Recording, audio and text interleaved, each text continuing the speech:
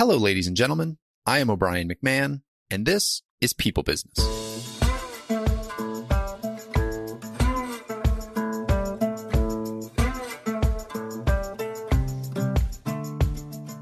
In this episode, I'm joined by Jordan Burton. Jordan is the co-founder of Talgo. He has 17 years of experience as an executive assessor and interviewing trainer, working with top VC and private equity investors and high-growth startups to help them hire the best of the best. Jordan has trained over 3,000 executives and investors on hiring and interviewing skills.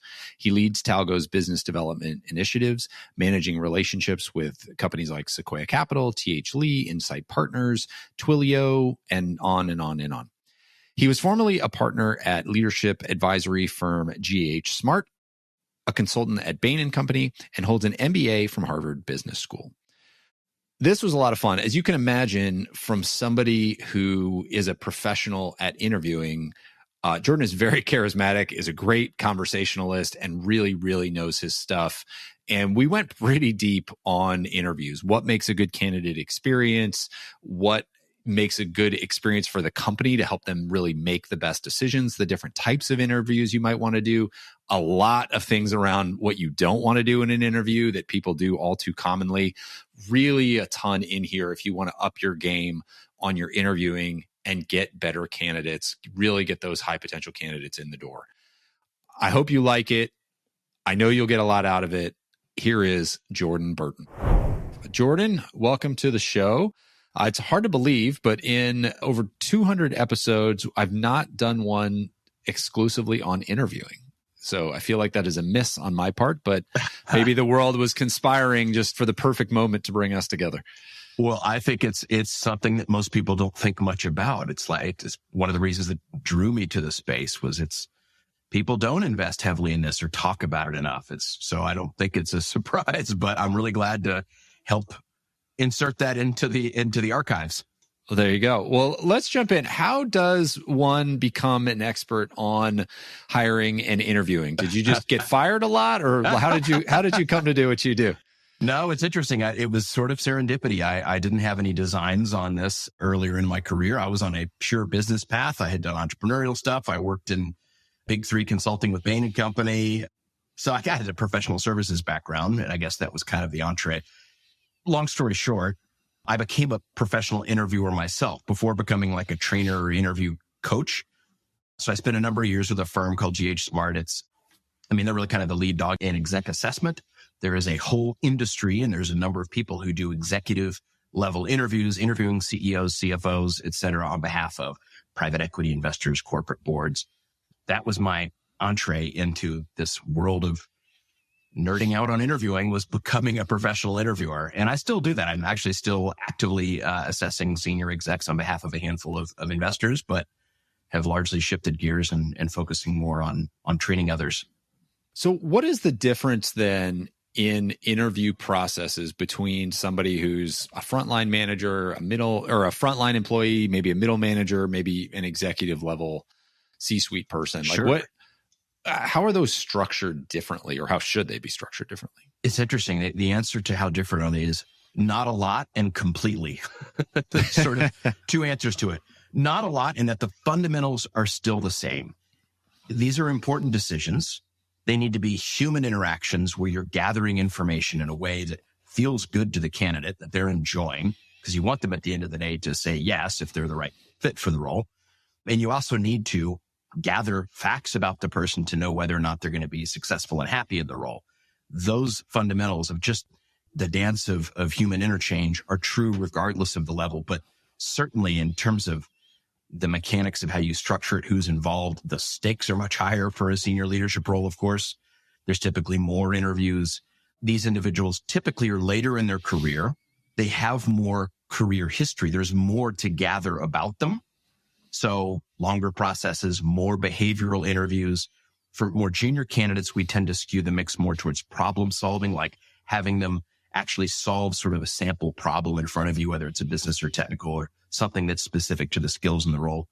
So those factors are different, but largely I would say it's all getting to know a human being. Okay. I got a bunch of questions just to unpack from that answer right there. Let's start with the candidate. What makes a good candidate experience? Before we get into how to structure an interview and all that kind of stuff, I think it is important that while we're assessing them, they're assessing us. I also, just like sidebar, I don't think, especially at the lower levels, I don't think people are as critical as they should be about the environments they're walking into. Mm-hmm. That's just my PSA. Yep. I think people should be interviewing the company as much as it should be interviewing them, because you get into a crummy situation that is not good for you, even if it's a high paying job. Mm-hmm. What are candidates looking for these days in an experience? What makes a good experience for a person? That's a great question. I mean, there's some predictable stuff, and then there's, I'll surprise you with another angle of it. Please. That's what makes this job fun. So the predictable stuff would be be human, be on time, communicate expectations, let them know what's coming, let them know what's next, follow through, follow up. Typically, you want to make sure that you get back to candidates in a timely manner. It shouldn't be immediate, because then you haven't had time to really process the facts you've gathered. You may not have gotten other stakeholders' input, but, try to keep it relatively tightly coordinated. Don't ghost them. But the non-obvious thing, this was right.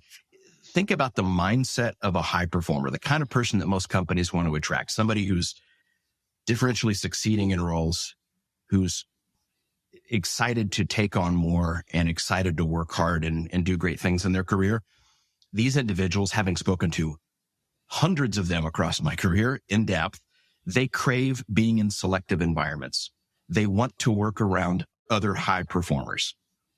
So here's the counterintuitive answer on what makes a great candidate experience: a rigorous one, an experience where you dare to dive in, where you dare to ask questions, really get in and learn about the amazing things they've done and the mistakes and pitfalls along the way.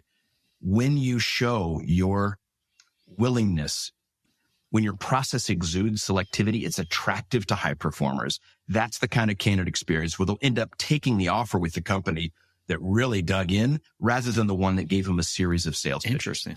That sounds desperate. That sounds like these people have options. And that's not a great candidate experience, to just be constantly sold something. It's what's the catch? Well, and I'm in sales, and which is essentially interviewing, all the time. Yeah. And I remember hearing a long time ago, people will trust you a lot more if you show them the downside while pitching the upsides. If it's all benefit, people are weary and likely won't select you. So being honest and transparent and digging in, that makes sense. It's interesting. The parallels between sales and hiring are numerous. You've hit on one. I think there's something around saying not sure this job isn't for everyone. Yeah. There's something about that. There's an honesty about it. And then also, as you get to know the candidate, you see that they are one of these individuals that really would thrive in this environment. Like you said, the message is so much more compelling, because it wasn't a one size fits all. Oh, this is the greatest thing for everyone. Yeah.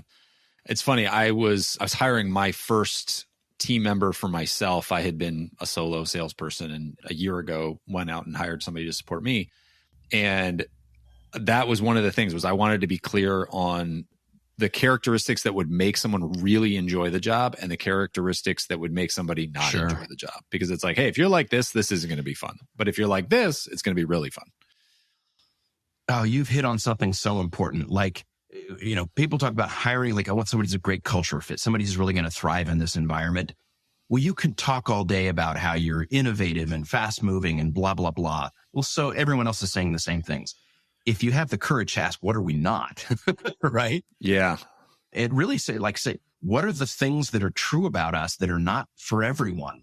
What kind of an otherwise skilled or capable person would not enjoy this job? Someone who has all the skills in the world to do it, but would not enjoy it. Those are the questions that, if asked thoroughly and with honesty, will prevent an enormous number of hiring mistakes. Well, and it would seem to me you have to, I don't know how to say this, but you'd have to be kind of honest in that, because I could see that turning into people who are lazy won't succeed here. And nobody's going to be well, I'm lazy. You have to be honest. Hey, there are great people who prefer these types of things, and those people generally don't enjoy working here. It's got you have to make it, you got to make it real. Yeah. Yep. The question, the specific phrasing we recommend is, what otherwise capable person would not succeed in this environment. So take off the lazy thing, right? They're not going to succeed in any environment for this kind of a role. If somebody just doesn't have the will or the drive to do it, but what kind of otherwise very talented, very capable, very motivated person would not succeed in our environment? Well, it's sales, it's marketing. Seth Godin, who's marketing guru, he says all the time, of course, people want to know what people like them are doing. And it's like so many of the marketing messages are people like us do things like this. And we buy into those sort of tribal messages. People like us do things like this. And I hear you kind of saying a version of that too. Yeah, I think that's right. Yeah. Any other counterintuitive ones? Oh boy. So many counterintuitive ones. Well, about the candidate experience. Sure. And what people are looking for. I mentioned the thing around sales pitches, around rigor. Here's another one. It's a pretty interesting counterintuitive thing. It's actually not an ideal candidate experience to heap praise on all of their positive stories if you're doing interviewing properly. So there's this whole dance of rapport. We want to connect with the person from a place of curiosity and fascination. I am so intrigued by your story. That's the mindset of a great interviewer. I cannot wait to learn more about you. But when you start peppering it with, wow, that is the most incredible story I've ever heard. That is off the charts. That's the kind of thing we're looking for here. That's really great.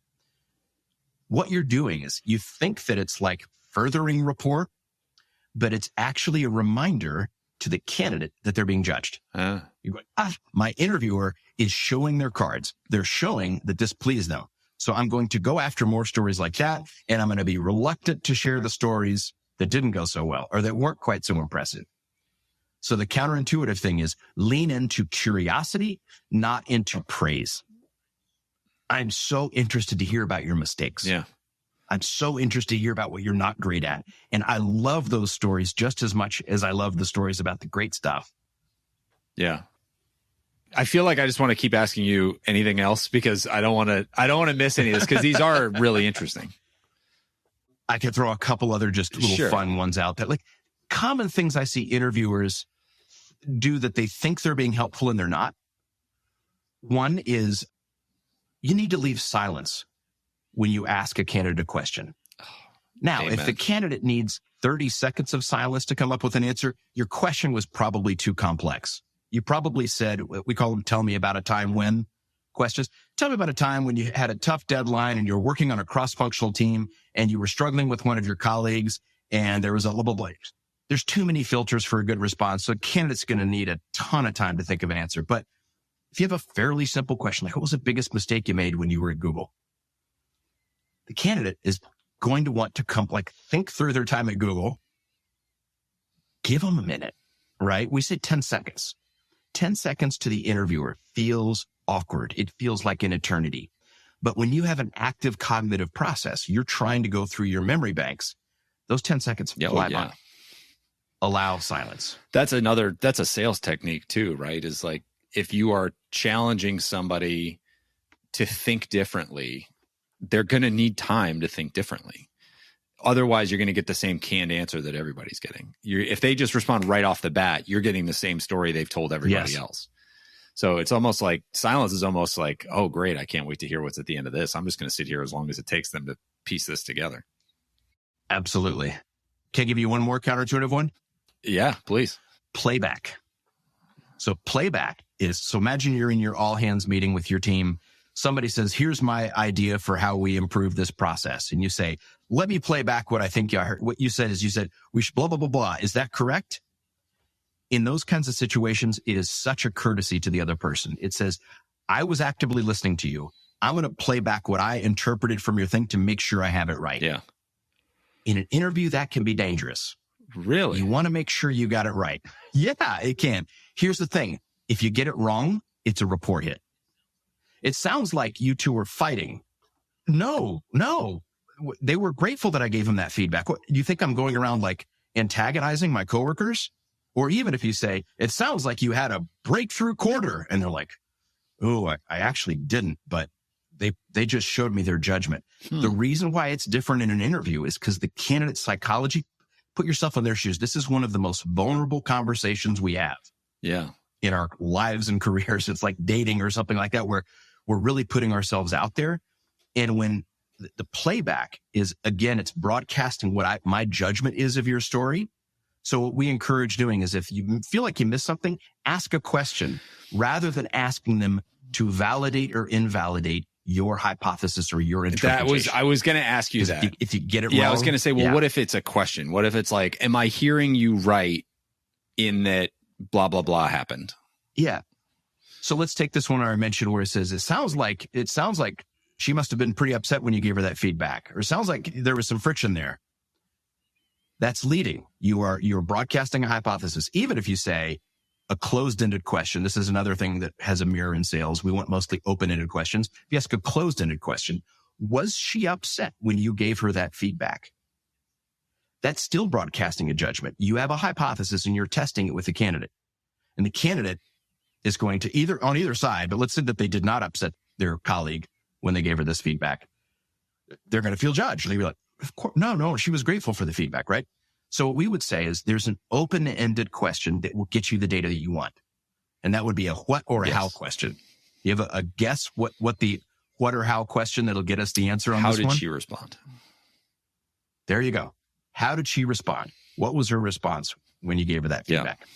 You're going to get the validation you need without testing a hypothesis that you formed. Though I got that from Never Split the Difference, Chris Voss's book. Mm-hmm. Yeah, on negotiation. If you can start a question with how or what, it's almost always going to be more successful. The thing that surprised me about that was that why questions actually set off a really negative response in people. I fully agree as well. We would say if you watch a video clip of an exec assessor like myself or others that do this, conducting one of these multi-hour interviews, almost every time we open our mouth, we're going to say what or how. What did you do? How did you do it? What was the result? What happened next? How did that compare to expectations? Yeah. What was her response when you gave her that feedback, et cetera? Why is, I would put it just one level below. I will ask the question why on certain occasions. The problem with why is that the answer to a why question is usually a subjective judgment as opposed to a verifiable fact. Interesting. Why did blah, blah, blah? Well, because that person's an idiot or because they didn't know it. It's kind of asking for a person's judgment as opposed to the facts of what happened. The other thing is that a lot of why questions in an interview, just the tone of it sounds judgy. Why'd you do that? Why? And it sounds a little bit like you're questioning your judgment. Why'd you do it that way? Yeah. When it's interesting, the rephrase that we recommend when you want to ask a why question, they talk about how they decided just to go ahead and implement the new process, even though others weren't on board. And you want to ask, why did you decide to do that? Just the simple rephrase of what led you. What led you is a bit more disarming. It's essentially asking for their motivation for this decision. But just saying, what led you to that path? Yeah. It's a little, and then why did you do that? Very subtle tone shift, but it's one of our little mini tone tools. Is so important and is that tone in particular is a work in progress for myself. That is, I know the words to use and I just can struggle with the tone at times. And so that is, I'll admit here that is a weakness of mine. You're exhibiting great self-awareness, which is that's the first step. Then you got to actually solve the problem. Yeah. It's funny. I'm, nearing 18 years in this game of professional interviewing. I still have things I got to work on. I have a thing I do with my face when I get curious and fascinated where I scrunch it up like this. That's not a great candidate experience for 4 to 5 hours to look at a face like that. I have to remember to open up and smile a bit. Raise your eyebrows. Yeah. It's all about knowing what is it for us? What are the things that we struggle with and just every day make a little progress? Amen. All right. So let's flip over and talk about interviewing a little bit. You had mentioned already behavioral interviewing, problem solving interviewing. What are there any other sort of types of interviews that we could think of, categories of interviews we might want to do? Sure. There's some terrible ones we can talk about. There's stress interviews. Stress interviews where I bring you in and I throw you a bunch of curveball questions and I kind of badger you a bit to see how you handle under pressure. Bad candidate experience, very noisy data. There are people who are going to handle that really well, especially certain more extroverted people will often be able to handle that better, even though on the job, they may not handle the stress and pressure day to day. It's like they can show up once and do it right. And again, it's just not a great candidate experience. If you're going after talent with lots of options, i.e. high performers, are they going to go to the one that gave him the whole stress interview, or are they going to go to the one that with curiosity and fascination dug in and learned about their greatness? Right. There's another format we really don't like in it. I think we probably had more debates in our training programs around this interview. Like people wanted to defend it. I've even had on LinkedIn, I posted about it and it ended up in kind of a comment debate on it. A very polite one, but panel interviews. Oh.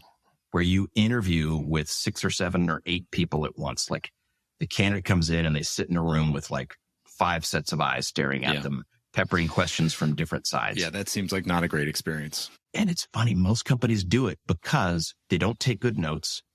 They don't trust each other. I don't know what's happening in your interview room, but it sounds like you met with a completely different candidate than I did. Maybe next time we should sit in the same room with the candidate at the same time. Yeah. If we just take notes, we can share information with each other. You can almost reproduce the interview by reading a good transcript, right?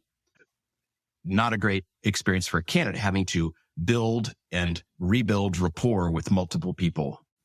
Really rapport, this dialogue, this flow state that we want to get a candidate in, that's done one-on-one. That's where people really get that comfort and start sharing themselves and enjoying it. Yeah. Well, and it is that reacting to a panel like that is a whole different skill set too. That's actually the kind of selling that we often do is we're in meeting with 3 to 10 people who are making a decision on buying our service. And we're prepping the heck out of those because there's so many active dynamics at play that it's an entirely different beast. Yeah. Well, your comment there highlights an important distinction I should make. There is a form of a many-on-one interview that's essentially a form of a problem-solving interview that's used a lot in sales. Yeah. Where you say, come sell our product to us. It's like a later stage of the interview. Like a finalist meeting. You're actually creating a simulation. Yeah, you are having the person go through the process of doing the job a little bit in front of you. That can work in certain situations, but that's different than behavioral interviewing, where one person asks you about this job, the other person asks you, tell me about a time when this, and that's what we're calling a panel, which we are not a fan. Yeah. Well, the other thing that can go wrong with a panel too is somebody sees something that they want to explore and they start to ask questions, but it's going to take a few questions to get there. And then somebody else jumps in and takes you in a totally different direction. And it can be so disjointed. I mean, I've had that happen in our meetings, where we've got 3 or 4 people on our end. They've got 4 or 5 people on their end. And I have to tell my team member, hold on, you can ask that question in a second, but let's just get where we're going here, So it can get really disjointed if you're not careful. For sure. And I think you highlighted also, so structured interviewing, all the research shows that going in and having a structure, having a plan and knowing what you're going to ask, and also doing that from one candidate to the next, it's a great way to remove bias, make sure that we're kind of a level playing field across candidates. Well, if you're doing a panel interview and different people are asking, spontaneously jumping in with different questions, by definition, this isn't a structured interview. This is a bit of a free for all. Yeah. So yet another reason why I'm negative on those. So so the 2 that I've heard that you like are behavioral interviewing and problem solving. Yeah. And I don't like the word behavioral interviewing. It's okay. It's a weird name. And I've what is a better word for it? What I would call it is learning about a person's past.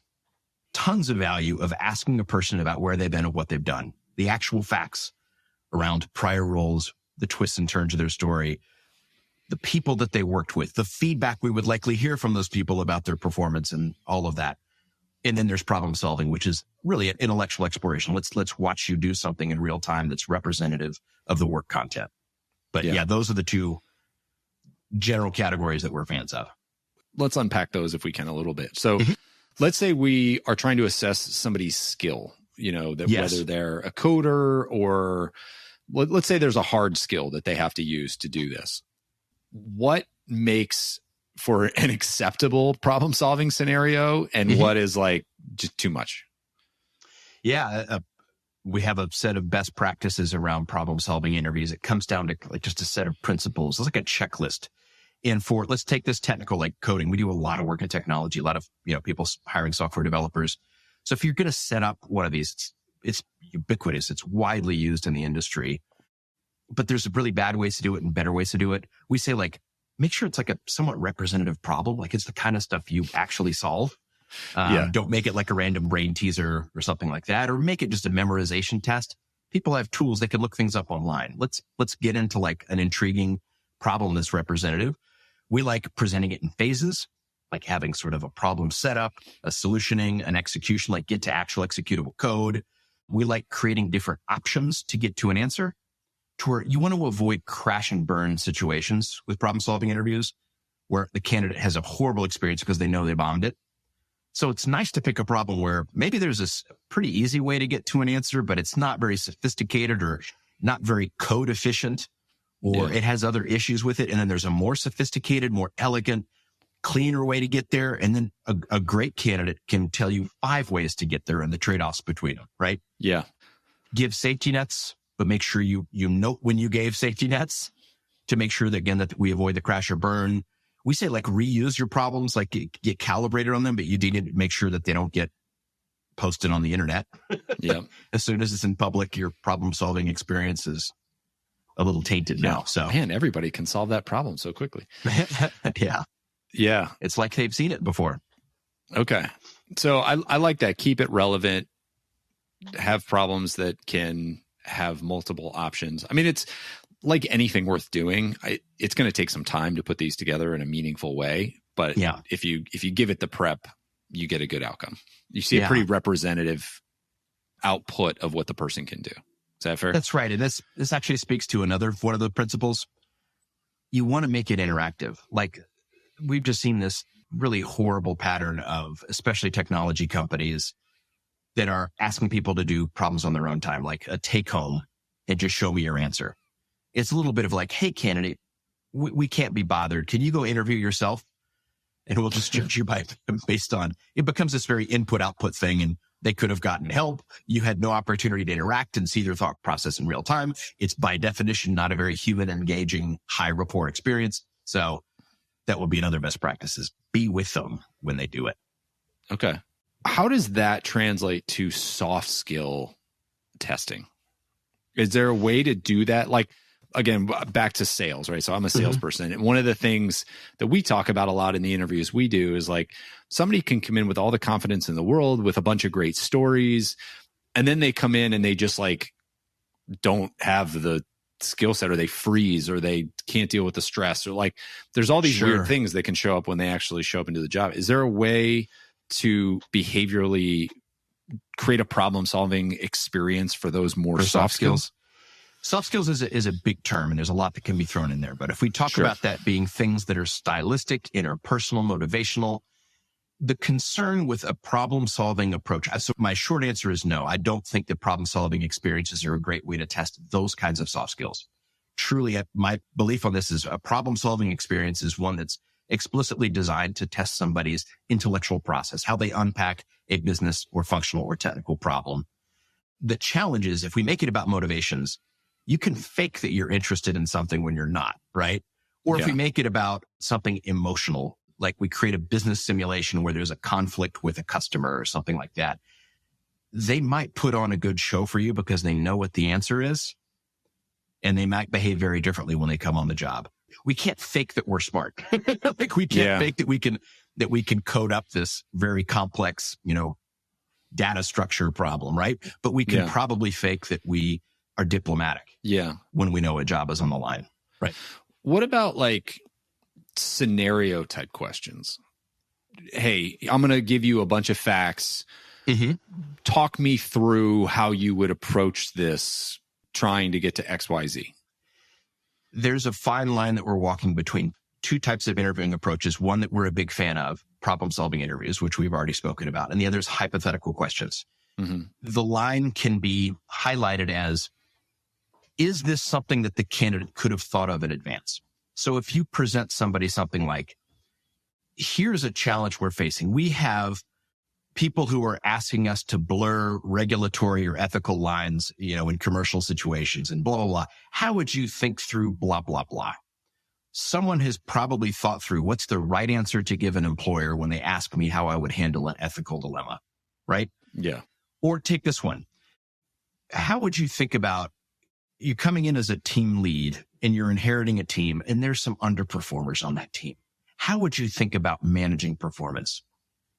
A conflict avoidant person can probably weave a great story about how they would be direct and provide feedback and hold people accountable, and they would take action on the individuals that weren't cutting it and reallocate them or remove them from the org. Because the reason they don't do that, so you hire the person and they end up disappointing you. The reason is because it wasn't an issue of them not knowing any better. The reason they don't do that is because there's an emotional or psychological thing. It's conflict avoidance. Yeah. So if you want a great answer to how would you handle a conflict, ask a conflict avoidant person. They probably had multiple bosses coach them on it. Right. Yeah. But the resistance is not that they don't know. They know better. They just don't do it. I have things like that. There are things I can't stand doing that you could ask me about, and I could weave an amazing story of how I would do that. Yeah.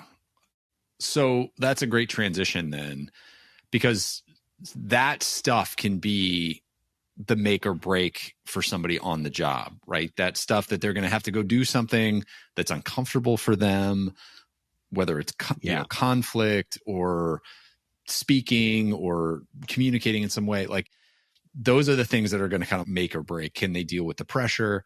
How do we assess that stuff? That's when they know the fault, they have a good answer.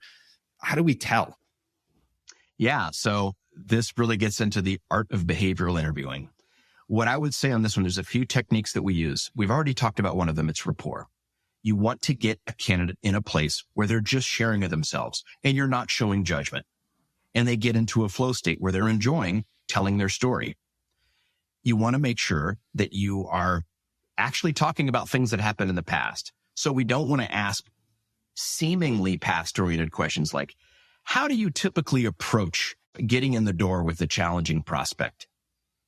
There's no burden of proof. Somebody who actually struggles to open doors, somebody who's more of a farmer than a hunter, again, could weave a great narrative about how they typically do it, because you have not imposed any burden of proof. If instead you said, I'd love to hear about your 3 biggest deals at your last company.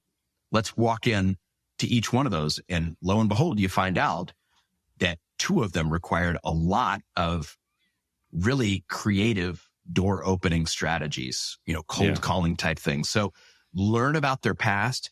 So one technique is the rapport part of it. The other thing is we call side door questions.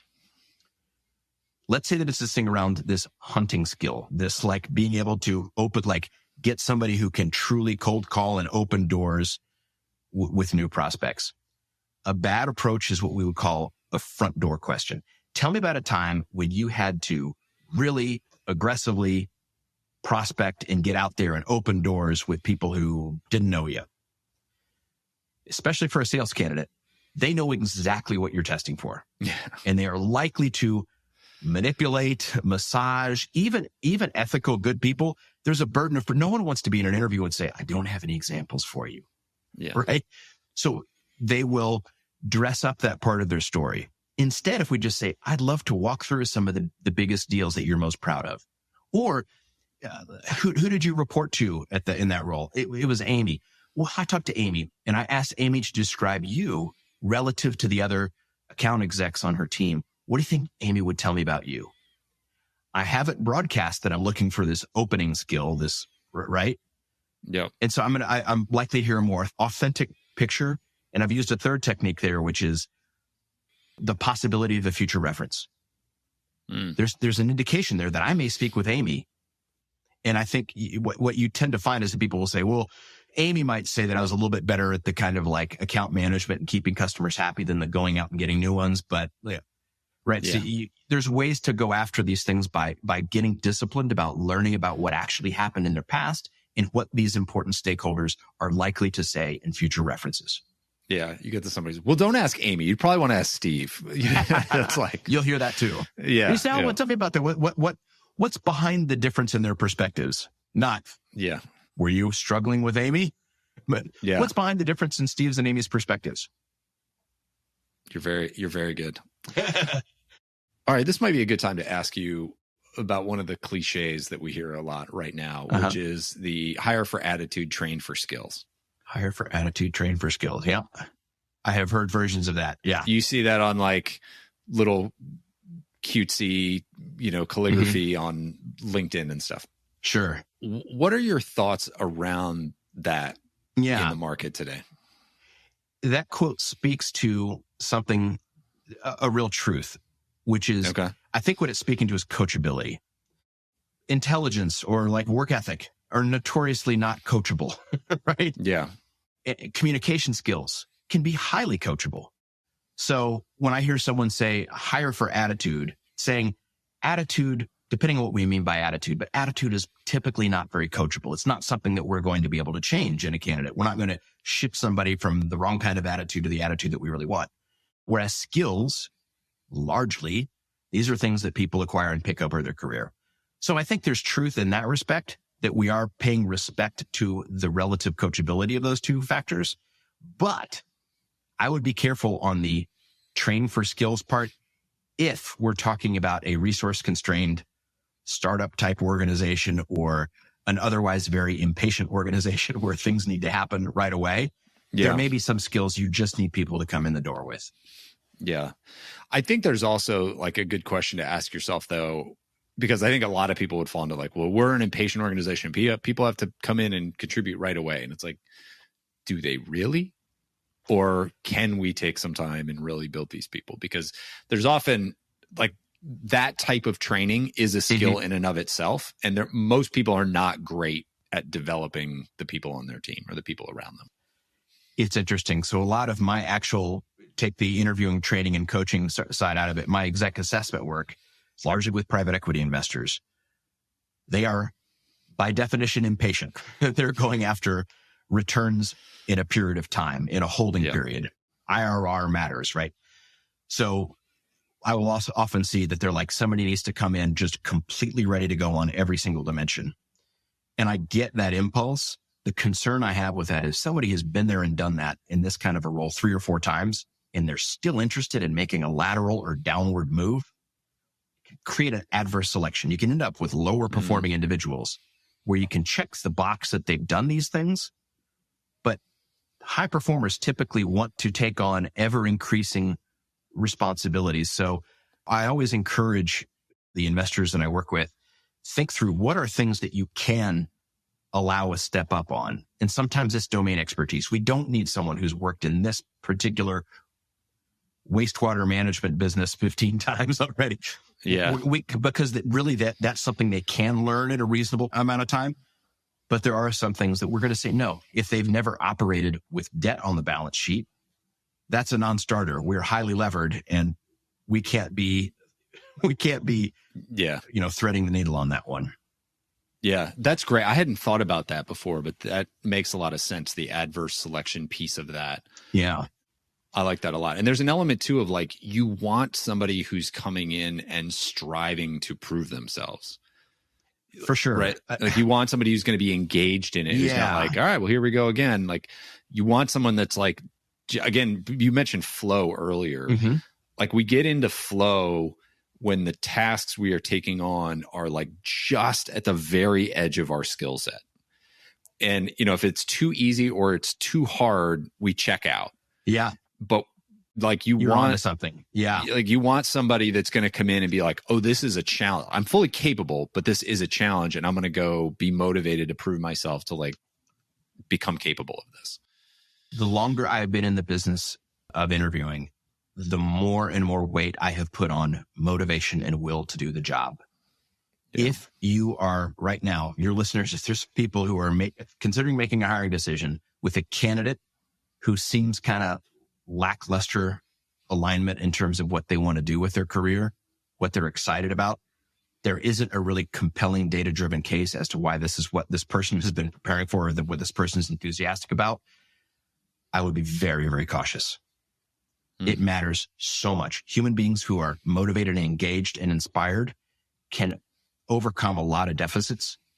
When we don't have that motivation in place, we might have all the skills in the world. We just don't deploy them because we don't care. Yeah. It matters a lot. It's another reason to look for what are the step ups that this can be for a candidate? Because those things, I think you're exactly right. Those things inspire higher performance, as long as they're, as you said, within reach and not impossible asks. Yeah. It would seem to me like that is almost another good test in an interview, is like, hey, here are the areas where you'd level up if you were coming into this job, or where we would look for you to level up and the opportunities for you to grow. And if somebody's like, great, you're like, all right, maybe they're not that into it, right? But if they're like, oh, yeah, I'd love that. That's exactly what I'm trying to go. Like, I want to get here so I can do this. Like, if somebody isn't, you can just tell if they're engaged, if they want to be growing. Sometimes. Okay. Sometimes they fool you and they're like, yeah, that sounds amazing. True. And it's like, I just really want to get the offer. Yeah. Right. I think there is some truth that certainly if someone appears, I think you're right on one end of this, which is if a person does not show enthusiasm for the rolling question, it's a knockout. We caution people about asking the single most asked interview question in the world, which is, why do you want this job? It's the single most asked interview question. Every candidate has a prepared answer. So when you ask that question, you're going to get a canned response. And if a person is really wanting to get an offer, whether or not it's the right role for them, but they really want to get the offer, you're probably going to like the answer because they probably went on your website and learned about you and heard you speak somewhere on YouTube, right? Yeah. And they're going to parrot that back. We would say the real data on motivational alignment is look at their past, look at the roles they took and the roles they left, the promotions they took and the ones that they decided to pass up. Look at their academic choices even. You can go way back and learn about things that inspired them early on. You go, wow, for this person, it's all about autonomy. That's what they crave. They love independence and freedom in their domain. For this person, it's learning and growth. That's the thing. They're all about building skills and learning new interests. For this person, it's mission, and it's specifically around healthcare in developing nations. For this, so find out what is that thing that actually motivated those prior choices. There's much more integrity in that data set than the canned answer to why do you want this job? Convince me that you're inspired by this. Yeah. All right. So this is all great. How do we organize this? We talked a little bit in the beginning about preparation. Yeah. What does good preparation look like? Like, how organized should an individual be? And also should the team be when you're pulling somebody through these interviews? There's two parts to preparation. One is before there's any candidates in the mix. And then there's interview prep when candidates are starting to come through. Before you turn on the faucet of candidates through whatever means you're finding candidates, it is critically important that the stakeholders in this hire have a shared definition of success. And that is not the external facing job description. There should be alignment, of course, but there should be a different document that you look at that basically says, what are the observable results that we want this person to deliver in this role? How will we know that this person has been effective? What are going to be the actual quantifiable or at least binary yes, no things happened or didn't happen? Yeah. It's the business case for this hire. Write those things down and then write out these competencies. Back to our thing around what kind of a person is who's otherwise successful and effective would not work out here. Well, hey, it's somebody who really struggles in an environment with very direct feedback, almost harsh feedback, because that's the way we are here. Write those things down.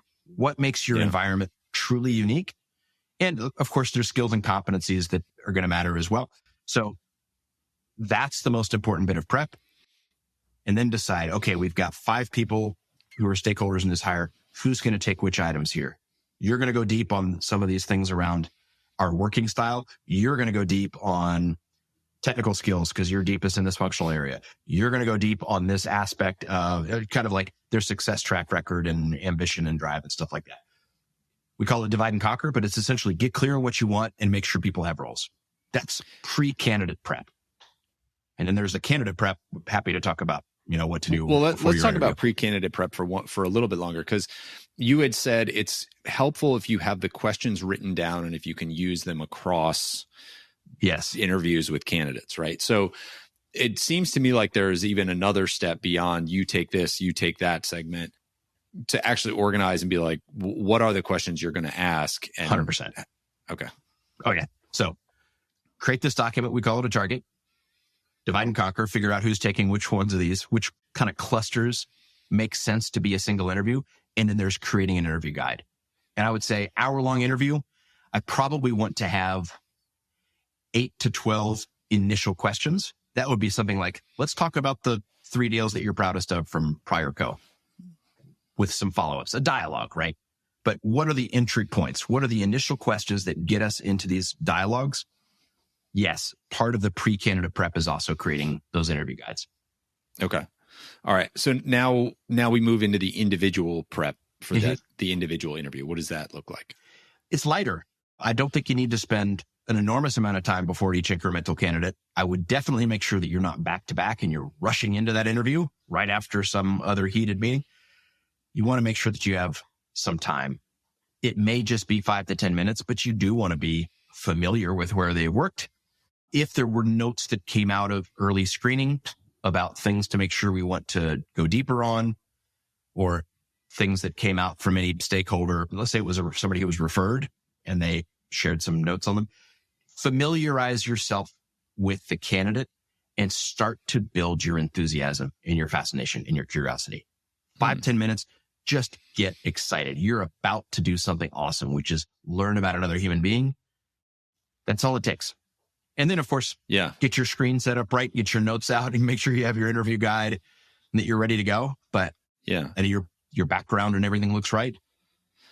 Let's talk about on the other end. So flash forward, interview's done. Mm-hmm.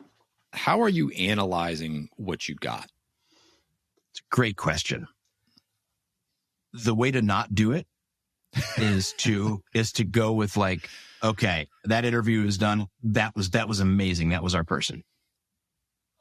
There is a halo that can come from this rapport flowy state that can make you get really excited about someone or immediately poo-poo a given candidate where you're like, there was something wrong there. Hold for a second. You took notes, right? You did take notes.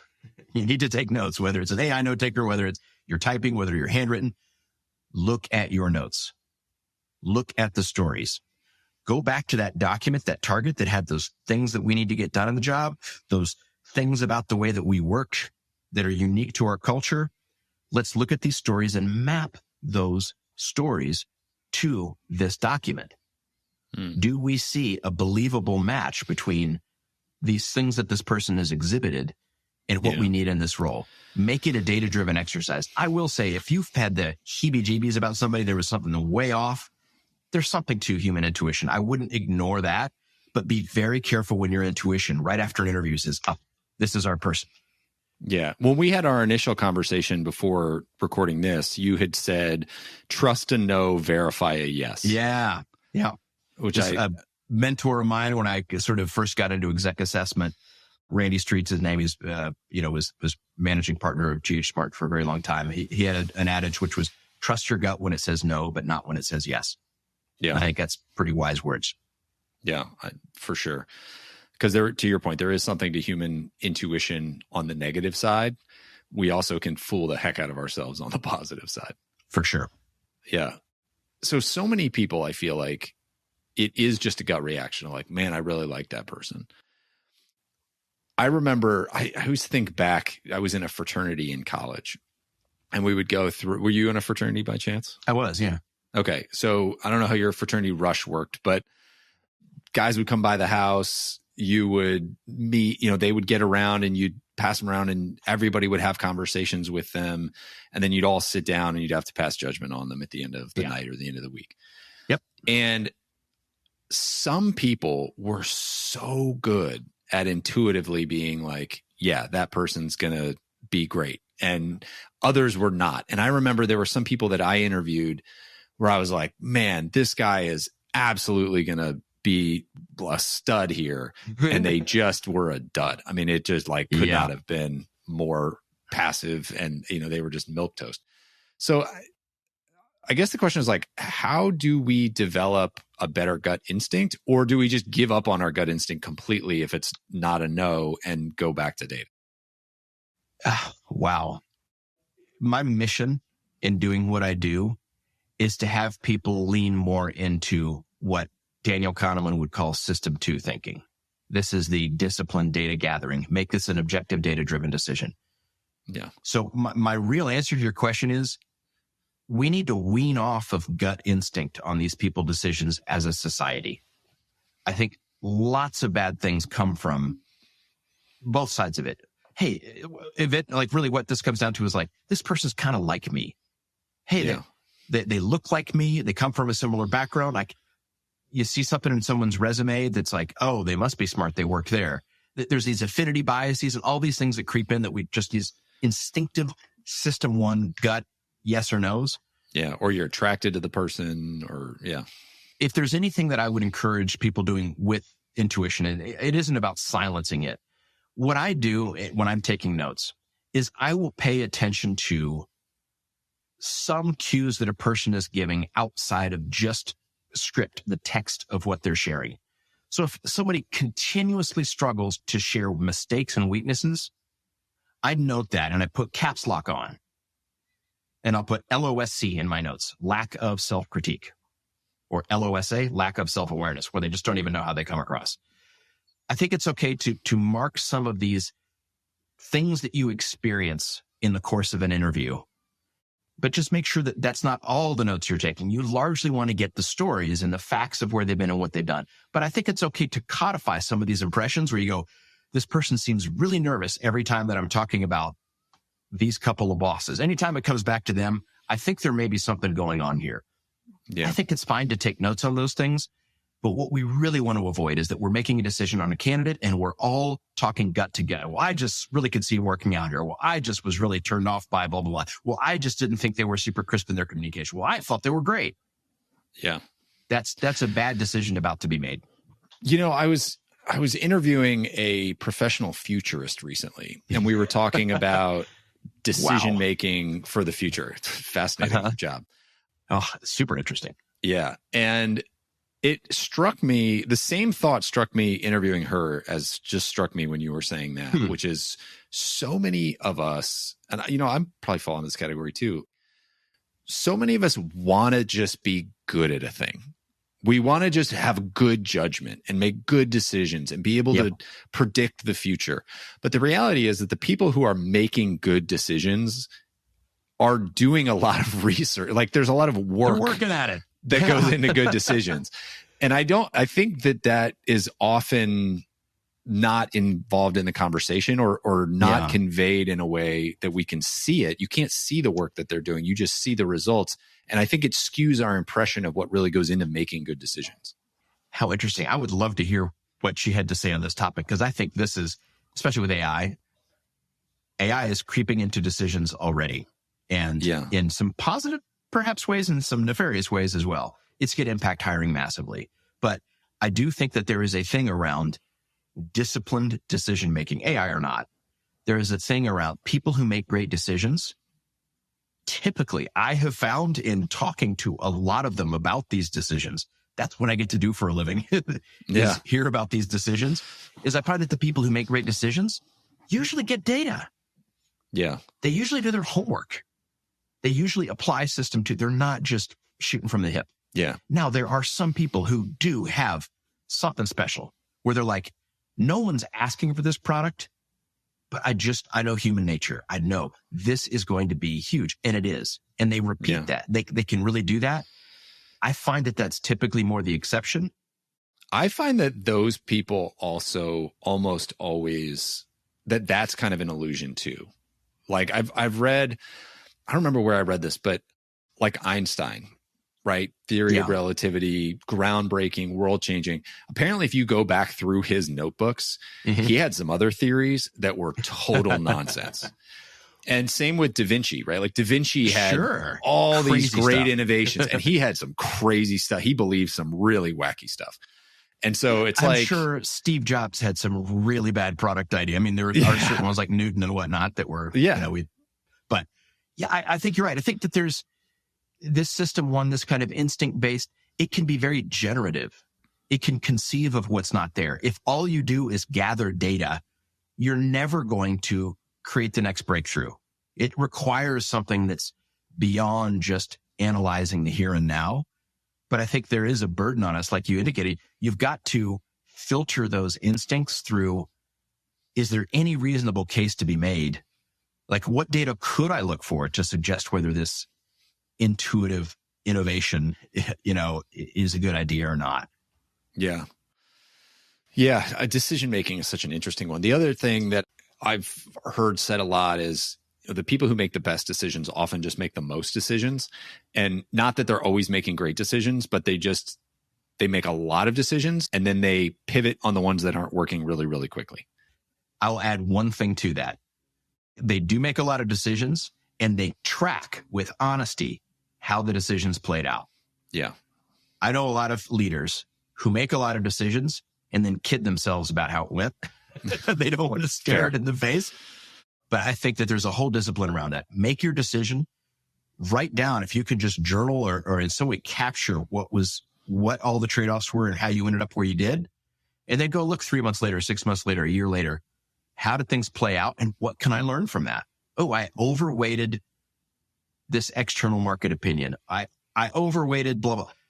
Figure out I think that's a recipe for really getting great decisions. Yeah. One thing that I did for anybody who's interested in that, I use Evernote to do journaling, and I don't journal every day, but I try to write as much as I can.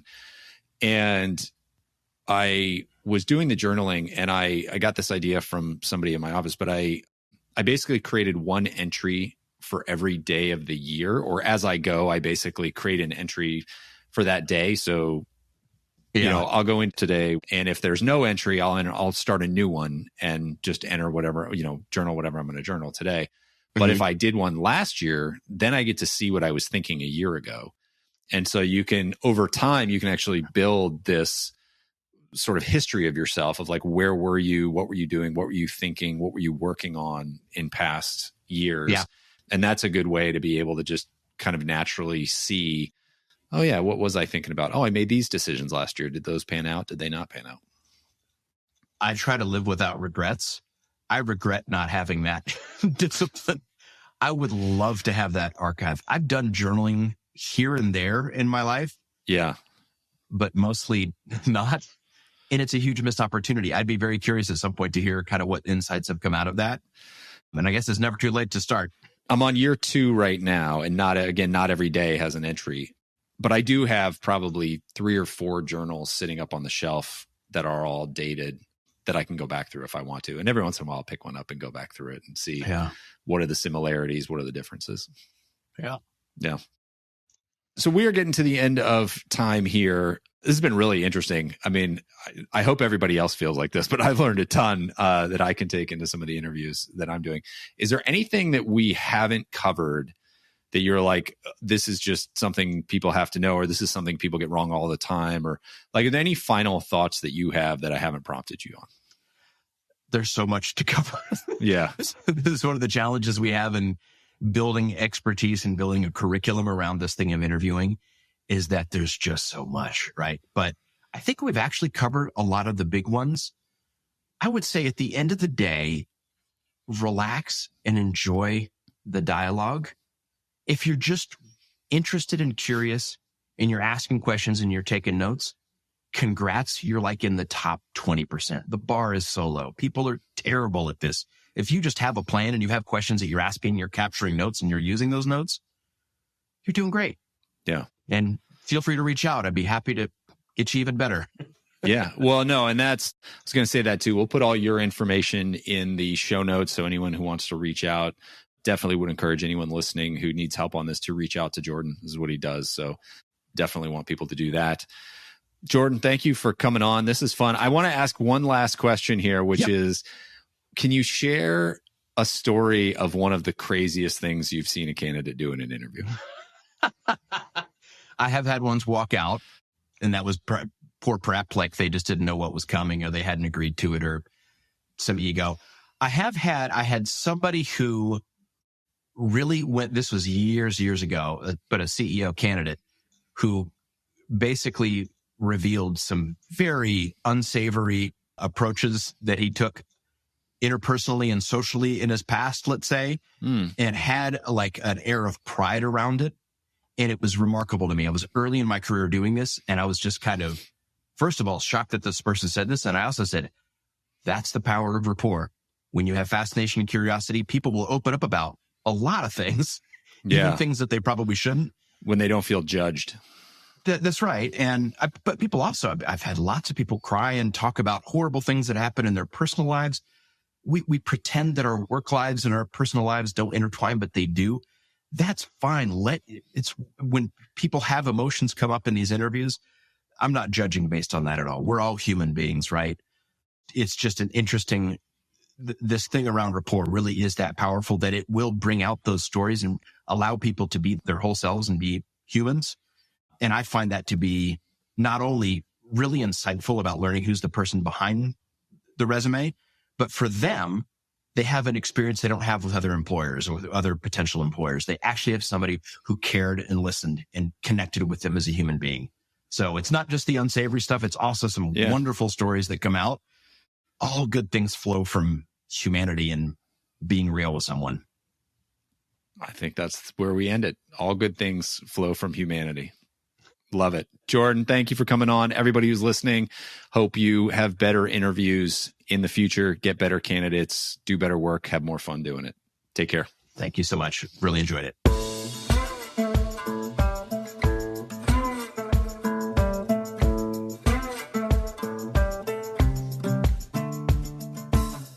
Hey folks, one last thing before you go. If you enjoyed the episode, make sure to hit subscribe so you can stay up to date with future guests. That's it. Thanks for coming. Go make the most of your business and the people in it.